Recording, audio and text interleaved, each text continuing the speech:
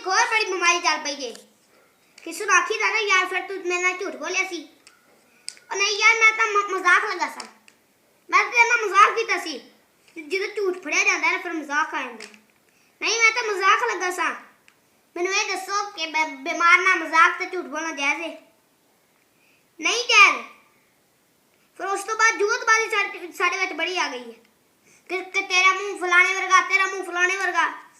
ਲੋਕਾਂ ਨੂੰ ਹਸਾਉਣ ਵਾਸਤੇ ਨਾ लोगों को हसाने वास्ते जुगतबाजी नबी करीम सल्लल्लाहु अलैहि वसल्लम ने फरमाया हलाकत है उस बंदे वास्ते, हलाकत है उस बंदे वास्ते, हलाकत है उस बंदे वास्ते। साहबा ने फरमाया सोने के वास्ते। आप सल्लल्लाहु अलैहि वसल्लम ने फरमाया जेड़ा बंदा गल करता है, झूठ बोलता है ताकि लोग अदा झूठ सुन के हसन, ऐसे बंदे वास्ते तबाही है। ये जुगतबाजी है। मैं मजाक लगा सा लोगों को हसाने वास्ते ना यार मैं तो शुगर ला दिया सा ते साडे च होर नवा रिवाज आ गया।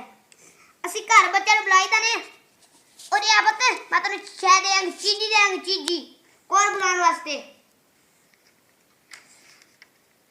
ओ यार मैं ते कोल ही बुलाना सी, ए भी झूठ है।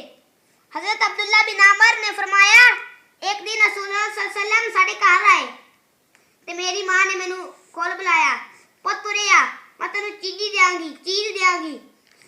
नबी पाक ने पूछया कि वाकई तो उन्हें कोई शय देनी सी। उन्हें क्या हजरत मैं उन्हें खजूर देनी सी। आप सल्लल्लाहु अलैहि वसल्लम ने क्या अगर तो उन्हें कोई चीज ना देंदी ते कल तो अल्लाह दे हाथ झूठी लिखी जांदी।